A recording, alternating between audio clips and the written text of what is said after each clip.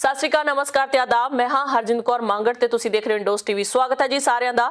Daily ਖਬਰਾਂ ਦੀ ਸ਼ੁਰੂਆਤ ਕਰਦੇ ਹਾਂ ਜੀ। ਸਾਡੇ ਨਾਲ ਪੰਜਾਬ ਤੋਂ ਜੁੜ ਚੁੱਕੇ ਨੇ ਗੁਰਕਵਾਲ ਸਿੰਘ ਬਰਾੜ, ਜਿਨ੍ਹਾਂ ਦੇ ਨਾਲ ਅਸੀਂ ਕੁਝ ਚਲੰਤ ਮਸਲਿਆਂ ਦੇ ਉੱਤੇ ਗੱਲਬਾਤ ਕਰਾਂਗੇ। ਗੁਰਕਵਾਲ ਬਰਾੜ ਜੀ, ਬਹੁਤ-ਬਹੁਤ ਸਵਾਗਤ ਹੈ ਜੀ। बहुत शुक्रिया हरजिंद, शुक्रिया, धन्यवाद जी। ਬਰਾੜ ਜੀ, ਪੰਜਾਬ ਦੇ ਵਿੱਚ ਤੇ ਪੂਰੇ ਭਾਰਤ ਦੇ ਵਿੱਚ ਕਈ ਅਜਿਹੇ ਮਸਲੇ ਨੇ ਜਿਹੜੇ ਬਹੁਤ ਹੀ ਚਲੰਤ ਬਣੇ ਹੋਏ ਨੇ। ਸਭ ਤੋਂ ਪਹਿਲਾਂ ਤਾਂ ਆਪਾਂ ਦਿੱਲੀ ਤੋਂ ਸ਼ੁਰੂਆਤ ਕਰਦੇ ਹਾਂ, ਗਾਜ਼ੀਪੁਰ ਬਾਰਡਰ ਤੋਂ, ਜਿੱਥੇ ਕਿਸਾਨਾਂ ਦੇ ਸੰਘਰਸ਼ ਨੂੰ ਪੂਰੇ 9 ਮਹੀਨੇ ਹੋ ਚੁੱਕੇ ਨੇ। ਲਗਾਤਾਰ ਸੰਘਰਸ਼ ਵਿੱਢਿਆ ਹੋਇਆ ਉਹਨਾਂ ਨੇ। ਮੀਂਹ, ਹਨੇਰੀ, ਝੱਖੜ, ਤੂਫਾਨ, ਗਰਮੀ, ਸਰਦੀ, ਸਾਰਾ ਕੁਝ ਸਹਿੰਦੇ ਹੋਏ ਉੱਥੇ ਮੌਜੂਦ ਨੇ। ਸਿਰਫ ਇਹੀ ਨਹੀਂ ਕਿ ਉਹ ਕਾਨੂੰਨਾਂ ਦੇ ਲਈ, ਖੇਤੀ ਕਾਨੂੰਨਾਂ ਦੇ ਲਈ ਬੈਠੇ ਨੇ। ਭਾਰਤ ਸਰਕਾਰ ਵੱਲੋਂ ਜਿਹੜੀ ਵੀ ਕੋਈ ਅਜਿਹੀ ਧੱਕਾਸ਼ਾਹੀ ਕੀਤੀ ਜਾਂਦੀ ਹੈ, ਚਾਹੇ ਉਹ ਪੈਟਰੋਲ ਦੇ ਰੇਟ ਆ, ਡੀਜ਼ਲ ਦੇ ਰੇਟ ਆ, ਜਾਂ ਗੈਸ ਰਸੋਈ ਜਿਹੜੀਆਂ LPG ਜਿਹੜੀ ਹੈਗੀ ਹੈ, ਗੈਸ ਹੈਗੀ ਆ, ਉਹਦੇ ਖਿਲਾਫ ਇਹ ਸਰਕਾਰ ਵੱਲੋਂ ਜਿਹੜੇ ਲਗਾਤਾਰ ਰੇਟ ਵਧਾਏ ਜਾ ਰਹੇ ਨੇ, ਕਿਸਾਨ ਉਹਨਾਂ ਦੇ ਵਿਰੋਧ ਦੇ ਵਿੱਚ ਵੀ ਖੜੇ ਨੇ। ਕੱਲ ਬੜੇ ਵੱਡੇ ਪੱਧਰ ਤੇ 2000 ਪਿੰਡਾਂ ਦੇ ਵਿੱਚ ਇਹ ਅੰਦੋਲਨ ਆਰੰਭਿਆ ਗਿਆ। ਸੋ ਕਿਸ ਤਰ੍ਹਾਂ ਦੇਖਦੇ ਹੋ ਇਹ ਸਾਰੀ ਘਟਨਾ ਨੂੰ? देखो हरजिंद, बिल्कुल तुसी जिहड़ी ये गल बिल्कुल सही कही है कि पंजाब दा जो किसान सी वो पंजाब, हरियाणा ते उस तो बाद उत्तर प्रदेश के किसान इकट्ठे होके दिल्ली के बॉर्डर के उपर बहिंदे है। उन्हां वल्लों कल्ले खेती बिलों का विरोध नहीं किया जा रहा, सगों भारत सरकार दी उन्हां सारियां नीतियां का विरोध किया जा रहा, जिहड़ियां नीतियां ਭਾਰਤ ਦੇ ਲੋਕਾਂ ਦੇ ਪੱਖ ਦੇ ਵਿੱਚ ਨਹੀਂ ਹੈ। ਉਹ ਨੀਤੀ ਕਿਸੇ ਵੀ ਪੱਖ ਤੋਂ ਹੋ ਸਕਦੀ ਹੈ, ਚਾਹੇ ਉਹਨਾਂ ਨੂੰ ਖੇਤੀ ਕਾਨੂੰਨਾਂ ਦੇ ਪੱਖ ਤੋਂ ਲੈ ਲਓ, ਚਾਹੇ ਬਿਜਲੀ ਬਿੱਲਾਂ ਦੇ ਲੈ ਲਓ, ਚਾਹੇ ਪੈਟਰੋਲ ਦੀਆਂ ਵੱਧ ਰਹੀਆਂ ਕੀਮਤਾਂ ਤੋਂ ਲੈ ਲਓ। ਉਸ ਤੋਂ ਬਾਅਦ ਜਿਵੇਂ ਤੁਸੀਂ ਰਸੋਈ ਦੀ ਗੱਲ ਕੀਤੀ ਹੈ, ਤੇ ਹੋਰ ਵੀ ਬਹੁਤ ਸਾਰੇ ਇਸ ਤਰ੍ਹਾਂ ਦੇ ਅਣਛੋਏ ਵਿਸ਼ੇ ਹੈ ਜਿਹੜੇ ਕਿ ਸਰਕਾਰ ਆਪਣੀ ਬੁੱਕਲ ਦੇ ਵਿੱਚ ਲੁਕੋ ਕੇ ਇਹਦੇ ਉੱਪਰ ਲਗਾਤਾਰ ਕੰਮ ਕਰਦੀ ਜਾ ਰਹੀ ਹੈ। ਤੇ ਲੋਕ ਮਾਰੂ ਨੀਤੀਆਂ ਨੇ ਉਹ। ਇਹਨਾਂ ਮਾਰੂ ਨੀਤੀਆਂ ਦੇ ਖਿਲਾਫ ਜੋ ਇਹ ਸੰਘਰਸ਼ ਮੋਰਚਾ ਹੈ, ਇਸ ਮੋਰਚੇ ਵੱਲੋਂ ਜਿਹੜਾ ਇੱਕ ਪਿਛਲੇ ਦਿਨੀ ਐਲਾਨ ਕੀਤਾ ਗਿਆ ਸੀ ਕਿ ਪੈਟਰੋਲ ਡੀਜ਼ਲ ਦੇ ਜੋ ਕੀਮਤਾਂ ਲਗਾਤਾਰ ਵੱਧ ਰਹੀਆਂ, ਇਸ ਵਾਧੇ ਨੂੰ ਰੋਕਣ ਵਾਸਤੇ, ਇਸ ਵਾਧੇ ਨੂੰ ਠੱਲ ਪਾਉਣ ਵਾਸਤੇ ਪੰਜਾਬ ਦੇ ਨਹੀਂ ਸਗੋਂ ਪੂਰੇ ਭਾਰਤ ਵਿੱਚ ਵੱਖ-ਵੱਖ ਥਾਈਂ ਜਿਹੜੇ ਇਸ ਤਰ੍ਹਾਂ ਦੇ ਪ੍ਰਦਰਸ਼ਨ ਹੈ ਜਿਹੜੇ ਕੀਤੇ ਜਾਣਗੇ। ਤੇ ਇਸ ਪ੍ਰਦਰਸ਼ਨ ਦਾ ਮੈਂ ਸਮਝਦਾ ਕਿ ਬਹੁਤ ਵੱਡਾ ਹੁੰਗਾਰਾ ਪੰਜਾਬ ਦੇ ਵਿੱਚੋਂ ਮਿਲਿਆ ਤੇ ਪੰਜਾਬ ਦੇ ਲੋਕਾਂ ਨੇ ਬਖੂਬੀ ਕਿਸਾਨਾਂ ਦਾ, ਕਿਸਾਨ ਮੋਰਚੇ ਦਾ ਜਿਸ ਤਰੀਕੇ ਨਾਲ ਪਹਿਲਾਂ ਸਾਥ ਦਿੱਤਾ ਸੀ, ਉਸੇ ਤਰੀਕੇ ਨਾਲ ਹੀ ਹੁਣ ਵੀ ਜਿਹੜਾ ਸਾਥ ਦਿੱਤਾ ਤੇ ਇਸ ਵੱਧ ਰਹੀਆਂ ਕੀਮਤਾਂ ਦਾ ਜਿਹੜਾ ਵਾਧਾ ਰੋਕਣ ਦੀ ਅਪੀਲ ਹੈ ਜਿਹੜੀ ਸਰਕਾਰ ਨੂੰ ਕੀਤੀ ਗਈ ਹੈ। ਸੋ ਹਰਜਿੰਦਰ, ਇੱਥੇ ਗੱਲ ਜਿਹੜੀ ਬੜੀ ਪੇਚੀਦਾ ਦੇਖਣ ਵਾਲੀ ਗੱਲ ਇਹ ਹੈ ਕਿ ਪੂਰੇ ਭਾਰਤ ਦੇ ਵਿੱਚ GST ਲਾਗੂ ਹੋ ਚੁੱਕਿਆ ਹੈ। GST ਦੇ ਤਹਿਤ ਹਰ ਇੱਕ ਵਿਕਰੀ ਵਾਲੀ ਚੀਜ਼ ਨੂੰ ਜਿਹੜੀ ਭਾਰਤ ਸਰਕਾਰ ਲੈ ਕੇ ਆਈ ਹੈ ਤਾਂ ਜੋ ਜਿਹੜੇ ਟੈਕਸ ਹੈ ਉਹ ਸਿੱਧੇ ਰੂਪ ਦੇ ਵਿੱਚ ਸਰਕਾਰ ਨੂੰ ਮਿਲ ਸਕਣ, ਭਾਰਤ ਸਰਕਾਰ ਦੇ ਖਾਤਿਆਂ ਦੇ ਵਿੱਚ ਜਾ ਸਕਣ। ਪਰ ਇੱਥੇ ਗੱਲ ਸਵਾਲ ਇਹ ਖੜਾ ਹੁੰਦਾ ਤੇ ਆਖਰ ਪੈਟਰੋਲ ਡੀਜ਼ਲ ਨੂੰ GST ਦੇ ਅੰਦਰ ਕਿਉਂ ਨਹੀਂ ਲੈ ਕੇ ਆਉਂਦਾ ਜਾ ਰਿਹਾ, ਜਦੋਂ ਕਿ ਬਾਕੀ ਹਰ ਇੱਕ ਵਿਕਰੀ ਹੋਣ ਵਾਲੀ ਚੀਜ਼ ਨੂੰ GST ਦੇ ਅੰਦਰ ਲਿਆਂਦਾ ਗਿਆ। GST ਦੇ ਅਨੁਸਾਰ ਉਸ ਜਿਹੜੀ ਉਹਦੀ ਪ੍ਰਾਈਸ ਹੈ ਜਿਹੜੀ ਉਹ ਫਿਕਸ ਕੀਤੀ ਜਾਂਦੀ ਹੈ। ਉਹ ਪੈਟਰੋਲ ਡੀਜ਼ਲ ਦੇ ਵਿੱਚ ਇਹੋ ਜਿਹੀ ਜਿਹੜੀ ਚੀਜ਼ ਹੈ ਜਿਸ ਕਾਰਨ ਲਗਾਤਾਰ ਜਿਹੜਾ ਸਭ ਤੋਂ ਵੱਧ ਟੈਕਸ ਹੈ ਪੈਟਰੋਲ ਤੇ ਡੀਜ਼ਲ ਦੇ ਉੱਪਰ ਲਿਆ ਜਾ ਰਿਹਾ। ਜੇ ਆਪਾਂ ਹੋਰਨਾਂ ਮੁਲਕਾਂ ਦੇ ਮੁਕਾਬਲੇ ਦੇਖੀਏ ਤਾਂ ਭਾਰਤ ਦੇ ਵਿੱਚ ਸਭ ਤੋਂ ਜ਼ਿਆਦਾ ਰੇਟ ਜਿਹੜੇ ਇਹਨਾਂ ਪੈਟਰੋਲੀਅਮ ਪਦਾਰਥਾਂ ਦੇ ਹੈਗੇ ਨੇ। ਜਿਹਦੀ ਗੱਲ ਇਹ ਹੈ ਕਿ ਜਿਹੜੇ ਗਵਾਂਢੀ ਲੋਕਾਂ ਨਾਲੋਂ ਵੀ ਜਿਹੜੇ ਭਾਰਤ ਦੇ ਲੋਕ ਹੈ ਪੈਟਰੋਲ ਡੀਜ਼ਲ ਦੇ ਉੱਪਰ ਵੱਧ ਕੀਮਤਾਂ ਜਿਹੜੀਆਂ ਅਦਾ ਕਰ ਰਹੇ ਆ। ਜਦੋਂ ਕਿ ਇੰਟਰਨੈਸ਼ਨਲ ਮਾਰਕੀਟ ਦੀ ਆਪਾਂ ਗੱਲ ਕਰਦੇ ਹਾਂ ਤਾਂ ਜਿਹੜਾ ਲਗਾਤਾਰ ਹੈ ਪੈਟਰੋਲ ਡੀਜ਼ਲ ਦੇ ਰੇਟਾਂ ਦੇ ਵਿੱਚ ਜਿਹੜੀ ਕਮੀ ਹੈ ਉਹ ਆ ਰਹੀ ਹੈ। ਜੀ ਬਰਾੜ ਜੀ, ਅਗਲੀ ਗੱਲ ਵੀ ਇਸੇ ਨਾਲ ਹੀ ਜੁੜੀ ਹੋਈ ਆ। ਜਦੋਂ ਤੋਂ ਕਿਸਾਨਾਂ ਨੇ ਮੋਰਚਾ ਸੰਭਾਲਿਆ ਗਾਜ਼ੀਪੁਰ ਦਾ ਜਾਂ ਟਿੱਕਰੀ ਬਾਰਡਰ ਦਾ ਜਾਂ ਸਿੰਘੂ ਬਾਰਡਰ ਦਾ, ਉਸ ਤੋਂ ਬਾਅਦ ਸੋਸ਼ਲ ਮੀਡੀਆ ਬਹੁਤ ਜ਼ਿਆਦਾ ਜਿਹੜਾ ਸੀ ਐਕਟਿਵ ਹੋ ਗਿਆ ਸੀ, ਖਾਸ ਕਰਕੇ ਕਿਸਾਨਾਂ ਦੇ ਮੁੱਦੇ ਨੂੰ ਲੈ ਕੇ ਹੈਸ਼ਟੈਗ ਬਣਨ ਲੱਗੇ ਸਨ ਕਿਸਾਨਾਂ ਨੂੰ ਲੈ ਕੇ, ਕਿਉਂਕਿ ਕਿਸਾਨਾਂ ਦਾ ਮੁੱਦਾ ਇੱਕ ਜਨ ਦਾ ਅੰਦੋਲਨ ਬਣ ਗਿਆ। ਚਾਹੇ ਉਹ ਹਾਲੀਵੁੱਡ ਦੇ ਕੋਈ ਸਟਾਰ ਹੋਵੇ ਜਾਂ ਬਾਲੀਵੁੱਡ ਦਾ ਸਟਾਰ ਹੋਵੇ, ਸਾਰੇ ਨੇ ਕਿਸਾਨਾਂ ਦੇ ਹੱਕ ਦੇ ਵਿੱਚ ਸਮਰਥਨ ਦਿੱਤਾ ਸੀ। ਉਸ ਤੋਂ ਬਾਅਦ ਟਵਿੱਟਰ ਜਿਹੜਾ ਇੱਕ ਖਾਸ ਕਰਕੇ ਜਿਹੜਾ ਕਮਿਊਨੀਕੇਸ਼ਨ ਦਾ ਸੋਰਸ ਬਣਿਆ ਸੀ, ਉਸ ਦੇ ਉੱਤੇ IT ਨਿਯਮਾਂ ਦੀ ਉਲੰਘਣਾ ਦੇ ਦੋਸ਼ ਲੱਗੇ ਨੇ ਤੇ ਕੇਂਦਰ ਸਰਕਾਰ ਵੱਲੋਂ ਇਹ ਕਿਹਾ ਗਿਆ ਸੀਗਾ ਕਿ IT ਜਿਹੜੇ ਦੋਸ਼ ਨੇ ਉਲੰਘਣ ਹੈ। ਸੋ ਉਹਨਾਂ ਨੇ ਹਾਈ ਕੋਰਟ ਦੇ ਵਿੱਚ ਇਸ ਬਾਰੇ ਕੇਸ ਕੀਤਾ ਸੀ ਤੇ ਉਸ ਤੋਂ ਬਾਅਦ ਹਾਈ ਕੋਰਟ ਨੇ ਹੁਣ ਇਹ ਕਿਹਾ ਕਿ ਕੇਂਦਰ ਸਰਕਾਰ ਜੋ ਕਹਿੰਦੀ ਆ ਉਹ ਸਹੀ ਕਹਿੰਦੀ ਆ। ਤੇ ਨਾਲ ਹੀ ਜੇਕਰ ਮੈਂ ਗੱਲ ਕਰਾਂ ਜਿਹੜੇ ਆਪਣੇ ਸੂਚਨਾ ਤੇ ਪ੍ਰਸਾਰਣ ਮੰਤਰੀ ਹੈ, ਉਹਨਾਂ ਨੇ ਇਹ ਕਿਹਾ ਜੇ ਭਾਰਤ ਵਿੱਚ ਰਹਿਣਾ, ਭਾਰਤ ਦੀ ਗੱਲ ਕਰਨੀ ਆ ਤਾਂ ਤੁਹਾਨੂੰ ਇਹਨਾਂ ਨਿਯਮਾਂ ਦਾ ਪਾਲਣ ਕਰਨਾ ਜ਼ਰੂਰੀ ਹੋਵੇਗਾ।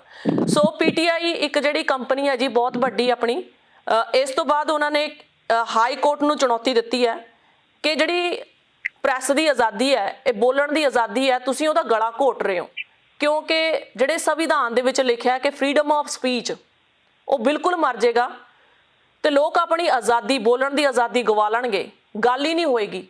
ਸੋ ਇਹਦੇ ਬਾਰੇ ਜੇਕਰ ਜਾਣਕਾਰੀ ਹੈ ਤਾਂ ਜ਼ਰੂਰ ਦੱਸਿਓ।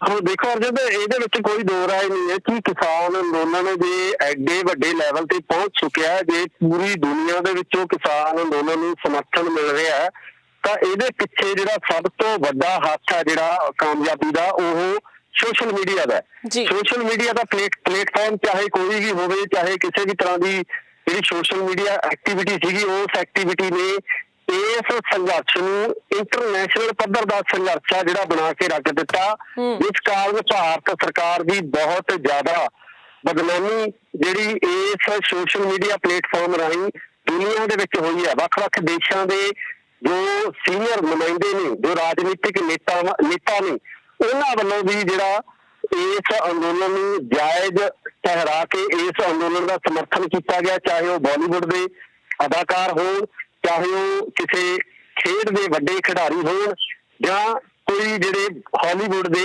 ਕਿਸੇ ਗਾਇਕ ਦੀ ਆਪਾਂ ਗੱਲ ਕਰ ਲਈਏ, ਉਹਨਾਂ ਵੱਲੋਂ ਸਮਰਥਨ ਹੈ ਜਿਹੜਾ ਇਸ ਅੰਦੋਲਨ ਦਾ ਕੀਤਾ ਗਿਆ, ਜਿਸ ਕਾਰਨ ਭਾਰਤ ਸਰਕਾਰ ਨੂੰ ਜਿਹੜਾ ਇੱਕ ਵੱਡਾ ਝਟਕਾ ਜਿਹੜਾ ਜ਼ਰੂਰ ਲੱਗਿਆ ਸੀ। ਤੇ ਭਾਰਤ ਸਰਕਾਰ ਵੱਲੋਂ ਇਸੇ ਦੇ ਤਹਿਤ ਹੀ ਇਸ ਸੋਸ਼ਲ ਮੀਡੀਆ ਦੀ ਜੋ ਆਵਾਜ਼ ਹੈ, ਜਿਹੜੀ ਕਿ ਕਿਸਾਨ ਅੰਦੋਲਨ ਦੇ ਰੂਪ ਦੇ ਵਿੱਚ ਪੂਰੀ ਦੁਨੀਆ ਦੇ ਵਿੱਚ ਫੈਲ ਚੁੱਕੀ ਸੀ, ਇਸ ਆਵਾਜ਼ ਨੂੰ ਦੱਬਣ ਲਈ ਜਿਹੜਾ ਇੱਕ ਨਵਾਂ ਨੀਤੀ ਹੈ, ਜਿਹੜੀ ਉਹ ਨੀਤੀ ਘੜੀ ਗਈ। ਇਸ ਨੀਤੀ ਦੇ ਤਹਿਤ ਹੀ ਇਹਨਾਂ ਸੋਸ਼ਲ ਮੀਡੀਆ ਜੋ ਸਾਈਟਾਂ ਸੀਗੀਆਂ, ਇਹਨਾਂ ਨੂੰ ਇੱਕ ਕਾਨੂੰਨ ਦੇ ਦਾਇਰੇ ਦੇ ਵਿੱਚ, ਇੱਕ ਕਾਨੂੰਨ ਦੇ ਅੰਦਰ ਲਿਆਉਣ ਦੀ ਜਿਹੜੀ ਕੋਸ਼ਿਸ਼ ਹੈ ਭਾਰਤ ਸਰਕਾਰ ਵੱਲੋਂ ਕੀਤੀ ਗਈ ਹੈ, ਜਿਹਦੇ ਵਿੱਚ ਵੱਖ-ਵੱਖ ਜਿਹੜੀਆਂ ਕੰਪਨੀਆਂ ਨੇ ਉਹਨਾਂ ਵੱਲੋਂ ਇਸ ਦਾ ਵਿਰੋਧ ਵੀ ਕੀਤਾ ਗਿਆ ਤੇ ਇਸ ਕਾਨੂੰਨ ਨੂੰ ਮੰਨਣ ਤੋਂ ਇਨਕਾਰੀ ਵੀ ਹੋਏ ਆ।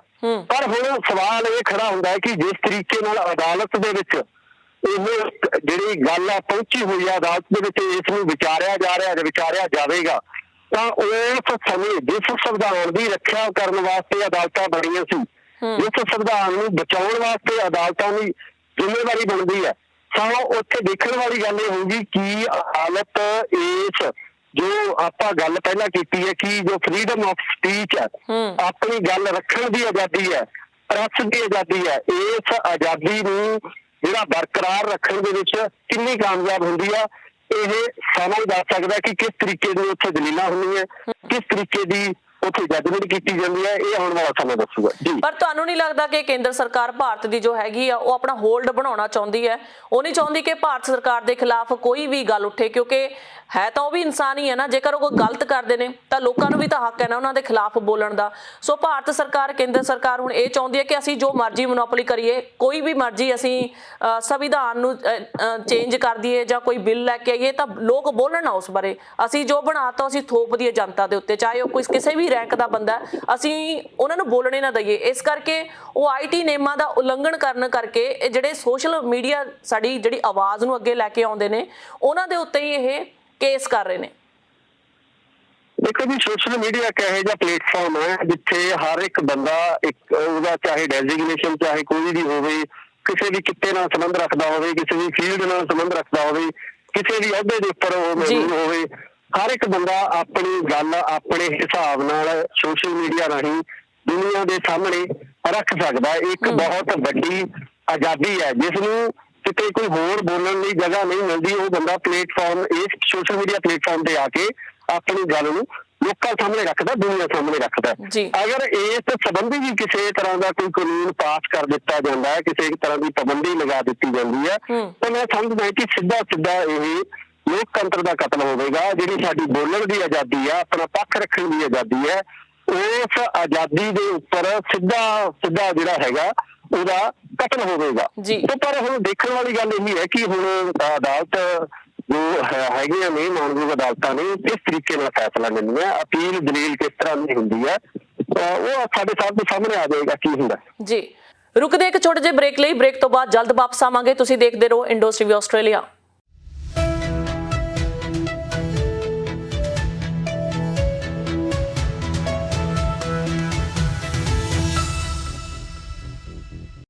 Singh Fabrications, the leading Brisbane light metal fabricators. We have over 25 years industry experience, specialising in steel balustrades, screens, stringers, columns, bollards, fences and gates.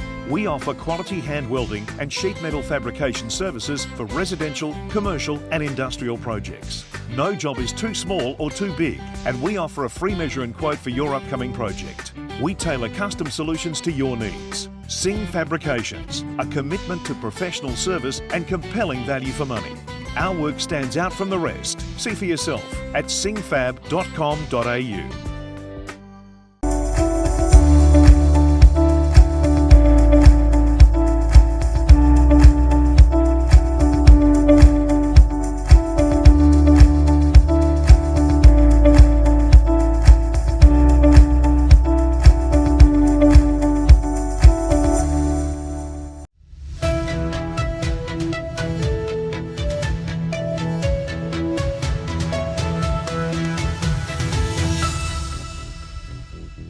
Break ਤੋਂ ਬਾਅਦ ਤੁਹਾਡਾ ਸਵਾਗਤ ਹੈ ਜੀ।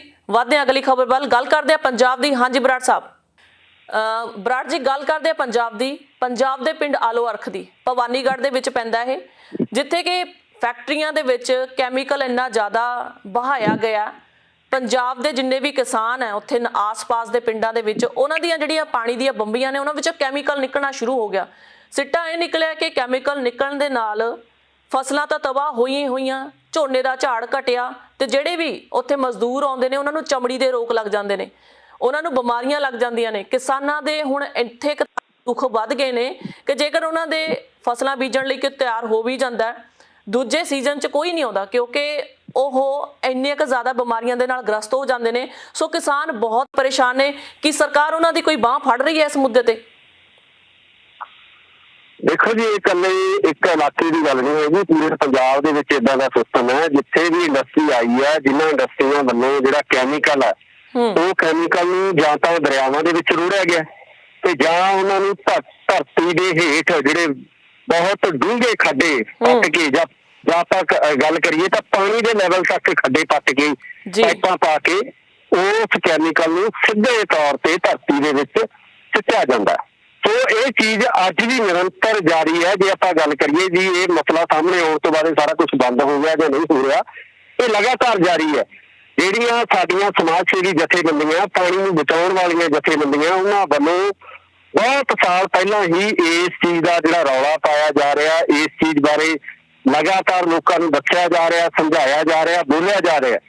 ਪਰ ਮੈਨੂੰ ਲੱਗਦਾ ਕਿ ਹੁਣ ਜਦੋਂ ਪੂਰੀ ਤਰ੍ਹਾਂ ਨਾਲ ਇਸ ਚੀਜ਼ ਦੇ ਗ੍ਰਿਫਤ ਦੇ ਵਿੱਚ ਅਸੀਂ ਆ ਗਏ ਹਾਂ, ਇਸ ਗੰਦਗੀ ਜਿਹੜੀ ਗੰਦੇ ਕੈਮੀਕਲ ਆ ਉਹ ਸਿੱਧੇ ਰੂਪ ਦੇ ਵਿੱਚ ਸਾਡੇ ਘਰਾਂ ਦੇ ਵਿੱਚ, ਸਾਡੇ ਖੇਤਾਂ ਦੇ ਵਿੱਚ ਨਿਕਲਣੇ ਸ਼ੁਰੂ ਹੋ ਗਏ ਆ, ਤਾਂ ਉਦੋਂ ਸਾਡੀ ਹਜੇ ਅੱਖ ਉਗੜੀ ਹੈ। ਤੇ ਜਿਹੜੀਆਂ ਸਿਆਸੀ ਲੋਕ ਨੇ, ਸਿਆਸੀ ਲੋਕ ਸਿਰਫ ਵੋਟਾਂ ਤੇ ਆਪਣੀ ਕੁਰਸੀ ਦੀ ਖਾਤਰ ਇਹ ਸਾਰੇ ਕੰਮ ਕਰ ਰਹੇ ਨੇ। ਉਹਨਾਂ ਨੂੰ ਇਸ ਚੀਜ਼ ਪ੍ਰਤੀ ਹਜੇ ਵੀ ਕੋਈ ਸਹਿਰਦਤਾ ਜਿਹੜੀ ਮੈਨੂੰ ਲੱਗਦਾ ਨਹੀਂ ਨਜ਼ਰ ਆ ਰਹੀ ਹੈ। ਜੇ ਆਪਾਂ ਸਮਾਜ ਸੇਵੀਆਂ ਦੇ ਵਿੱਚ ਗੱਲ ਕਰੀਏ ਤਾਂ ਗੁਰਪ੍ਰੀਤ ਸਿੰਘ ਚੰਦਬਾਜਾ ਜਾਂ ਹੋਰ ਬਹੁਤ ਸਾਰੇ ਸਮਾਜ ਸੇਵੀ ਉਹ ਲਗਾਤਾਰ ਇਸ ਵਿਸ਼ੇ ਦੇ ਉੱਪਰ ਬੋਲਦੇ ਆ ਰਹੇ ਨੇ। ਪਿਛਲੇ ਦਿਨੀ ਤੁਸੀਂ ਦੇਖਿਆ ਹੋਣਾ ਕਿ ਅਸੀਂ ਵੀ ਇੱਕ ਸਾਡੇ ਚੈਨਲ ਵੱਲੋਂ ਇੱਕ ਇੰਟਰਵਿਊ ਚਲਾਈ ਸੀ ਗੁਰਪ੍ਰੀਤ ਸਿੰਘ ਚੰਦਬਾਜਾ ਵੱਲੋਂ, ਜਿਹੜਾ ਸਤਲੁਜ ਦਰਿਆ ਦੇ ਵਿੱਚ ਨਿਕਲਣ ਵਾਲੀਆਂ ਨਹਿਰਾਂ ਦੇ ਵਿੱਚ ਇਸੇ ਤਰ੍ਹਾਂ ਦੇ ਗੰਦੇ ਕੈਮੀਕਲ ਦੀ ਜਿਹੜੀ ਆਵਾਜ਼ ਆ ਚੁੱਕੀ ਗਈ ਸੀ। ਪਰ ਜਿਹੜੀ ਸਰਕਾਰ ਹੈ ਇਹਨਾਂ ਗੱਲਾਂ ਨੂੰ, ਇਹਨਾਂ ਚੀਜ਼ਾਂ ਨੂੰ ਬਹੁਤਾ ਤਵੱਜੂ ਨਹੀਂ ਦਿੰਦੀ ਹੈ, ਕਿਉਂਕਿ ਇਹਨਾਂ ਚੀਜ਼ਾਂ ਤੋਂ ਸਰਕਾਰ ਨੂੰ ਵੋਟਾਂ ਦਾ ਫਾਇਦਾ ਨਹੀਂ ਹੁੰਦਾ, ਇਹਨਾਂ ਚੀਜ਼ਾਂ ਤੋਂ ਸਰਕਾਰ ਦੀ ਕੁਰਸੀ ਤੇ ਕੋਈ ਅਸਰ ਨਹੀਂ ਪੈਂਦਾ। ਇਹ ਸਾਨੂੰ ਆਮ ਲੋਕਾਂ ਨੂੰ ਸੋਚਣਾ ਪੈਣਾ, ਕਿਉਂਕਿ ਅਸੀਂ ਪੰਜਾਬ ਦੇ ਵਸਿੰਦੇ ਹਾਂ, ਅਸੀਂ ਪੰਜਾਬ 'ਚ ਹੀ ਰਹਿਣਾ।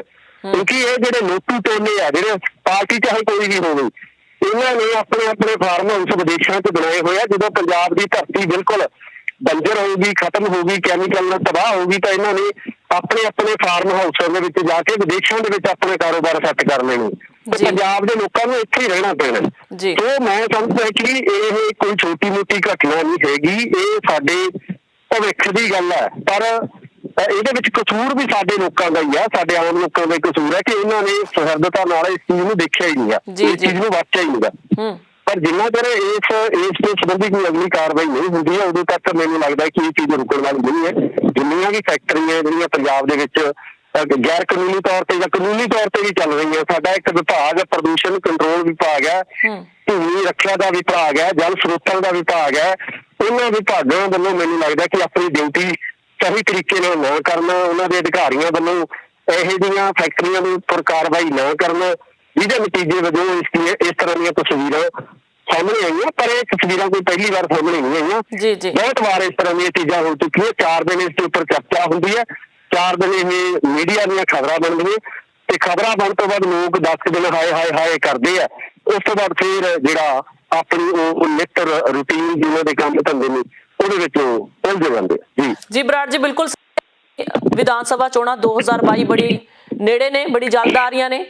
ਜਿੰਨੇ ਵੀ ਪੋਲੀਟੀਸ਼ੀਅਨਸ ਹੈਗੇ ਨੇ, ਜਦੋਂ ਵੀ ਚੋਣਾਂ ਦੀ ਤਰੀਕ ਜਦੋਂ ਨੇੜੇ ਆਉਂਦੀ ਹੈ, ਹਮੇਸ਼ਾ ਆਪਣੀਆਂ ਰੋਟੀਆਂ ਸੇਕਦੇ ਨੇ ਕਿਸੇ ਨਾ ਕਿਸੇ ਮੁੱਦੇ ਦੇ ਉੱਤੇ ਤੇ ਲੋਕਾਂ ਦੇ ਇਮੋਸ਼ਨਸ ਦੇ ਨਾਲ ਖੇਡਦੇ ਨੇ। ਸੋ ਇਹ ਬਹੁਤ ਹੀ ਸਹੀ ਸਮਾਂ ਹੁਣ ਲੋਕਾਂ ਕੋਲੇ ਕਿ ਕਿਸ ਤਰ੍ਹਾਂ ਆਪਣੀ ਸਰਕਾਰ ਚੁਣਨੀ ਅੱਗੇ ਆਉਣ ਵਾਲੀ ਤੇ ਕਿਹੜੇ ਸਵਾਲਾਂ ਨੂੰ ਉਹਨਾਂ ਨੇ ਅੱਗੇ ਰੱਖਣਾ, ਕਿਉਂਕਿ ਕੈਮੀਕਲ ਇੱਕ ਬਹੁਤ ਹੀ ਵੱਡਾ ਤੇ ਭਖਦਾ ਮੁੱਦਾ ਹੈ, ਆਉਣ ਵਾਲੀਆਂ ਪੀੜ੍ਹੀਆਂ ਤੇ ਨਸਲਾਂ ਨੂੰ ਤਬਾਹ ਕਰਨ ਵਾਲਾ। ਇੱਕ ਤਾਂ ਪੰਜਾਬ ਦੇ ਵਿੱਚ ਜਿਹੜੀ ਨਸ਼ੇ ਦੀ ਮਾਰ ਹੈ ਉਹ ਤਾਂ ਚੱਲ ਹੀ ਰਹੀ ਹੈ, ਖਾਸ ਕਰਕੇ ਜਿਹੜਾ ਆਪਣਾ ਮਾਲਵਾ ਖਿੱਤਾ ਹੈ ਜਾਂ ਫਿਰ ਆਪਾਂ ਕਹਿ ਲਈਏ ਮਾਲਵਾ ਖੇਤਰ ਤੇ ਨਾਲ ਦੇ ਨਾਲ ਆਪਣਾ ਦੁਆਬਾ ਖੇਤਰ, ਇਸ ਦੇ ਵਿੱਚ ਜਿਹੜੇ ਲੋਕ ਹੈ ਨਸ਼ੇ ਦੇ ਵਿੱਚ ਬਹੁਤ ਜ਼ਿਆਦਾ ਗਲਤਾਨ ਨੇ। ਪਰ ਨਾਲ ਨਾਲ ਹੁਣ ਜਿਹੜੀਆਂ ਕੈਮੀਕਲ ਚੀਜ਼ਾਂ ਆ ਰਹੀਆਂ ਨੇ ਅੰਦਰੋਂ ਅੰਦਰੀ ਲੋਕਾਂ ਨੂੰ ਖਤਮ ਕਰ ਰਹੀਆਂ, ਇਹਨਾਂ ਤੋਂ ਸਾਨੂੰ ਸੁਚੇਤ ਰਹਿਣ ਦੀ ਲੋੜ ਹੈ, ਕਿਉਂਕਿ ਲੋਕ ਬਹੁਤ ਜਾਗਰੂਕ ਹੋ ਚੁੱਕੇ ਨੇ ਪੰਜਾਬ ਦੇ। ਤੇ ਅੱਜ ਕੱਲ ਫੋਨ ਸਭ ਦੇ ਹੱਥ 'ਚ ਹੈ, ਤੀਜੀ ਅੱਖ ਜਿਹਨੂੰ ਆਪਾਂ ਕਹਿ ਸਕਦੇ ਹਾਂ, ਕਿਸੇ ਨਾ ਕਿਸੇ ਤਰੀਕੇ ਦੇ ਨਾਲ ਕੋਈ ਨਾ ਕੋਈ ਇਨਸਾਨ ਹੱਲ ਕਰ ਸਕਦੇ ਹਾਂ। ਬਰਾੜ ਜੀ ਦੇਖੋ, ਆਪਾਂ ਆਪਣੇ ਮੀਡੀਆ ਦੇ ਜ਼ਰੀਏ ਇੱਕ ਆਵਾਜ਼ ਚੱਕ ਸਕਦੇ ਹਾਂ, ਲੋਕਾਂ ਤੱਕ ਇਹ ਗੱਲ ਪਹੁੰਚਾ ਸਕਦੇ ਹਾਂ। ਹੁਣ ਇਹ ਲੋਕਾਂ ਨੇ ਅੱਗੇ ਦੇਖਣਾ ਹੈ ਕਿ ਅਸੀਂ ਉਸ ਚੀਜ਼ ਦਾ ਕਿਸ ਤਰ੍ਹਾਂ ਫਾਇਦਾ ਚੱਕਣਾ ਹੈ ਤੇ ਕਿਸ ਤਰ੍ਹਾਂ ਅਸੀਂ ਹੱਲ ਕਰਨਾ ਹੈ। ਬਿਲਕੁਲ ਜੀ, ਬਿਲਕੁਲ ਬਿਲਕੁਲ ਸਰਕਾਰਾਂ ਦੀ ਵੀ ਡਿਊਟੀ ਬਣਦੀ ਹੈ ਕਿ ਅਗਰ ਸਰਕਾਰਾਂ ਦੇ ਸਾਹਮਣੇ ਇਦਾਂ ਦੀ ਕੋਈ ਵਿਸ਼ਾ ਆਉਂਦਾ, ਇਦਾਂ ਦੀ ਕੋਈ ਚੀਜ਼ ਗਲਤ ਹੁੰਦੀ ਨਜ਼ਰ ਆਉਂਦੀ ਹੈ ਤਾਂ ਉਸ ਦੇ ਉੱਪਰ ਬਣਦੀ ਕਾਰਵਾਈ ਜ਼ਰੂਰ ਕਰਨ, ਕਿ ਮੀਡੀਆ ਨੂੰ ਲੋੜ ਹੀ ਨਾ ਪਵੇ ਕਿ ਅਸੀਂ ਇਹਨਾਂ ਖਬਰਾਂ ਨੂੰ ਚੱਕੀਏ, ਇਹਨਾਂ ਨੂੰ ਛਾਲੀਏ। ਅਗਰ ਹਰ ਇੱਕ ਬੰਦਾ ਆਪਣੀ ਡਿਊਟੀ ਨੂੰ ਸਹੀ ਤਰੀਕੇ ਦੇ, ਹਰ ਇੱਕ ਅਫਸਰ ਆਪਣੀ ਡਿਊਟੀ ਨੂੰ ਸਹੀ ਤਰੀਕੇ ਨਾਲ ਚਲਾਵੇ ਤਾਂ ਮੈਨੂੰ ਲੱਗਦਾ ਕਿ ਮੀਡੀਆ ਵਾਸਤੇ ਜਿਹੜੀਆਂ ਖਬਰਾਂ ਦੀ ਘਾਟ ਪੈ ਜਾਣੀ। ਜੀ ਬਹੁਤ ਬਹੁਤ ਸ਼ੁਕਰੀਆ ਬਰਾੜ ਜੀ ਸਾਰੀ ਜਾਣਕਾਰੀ ਦੇ ਲਈ। ਧੰਨਵਾਦ ਜੀ।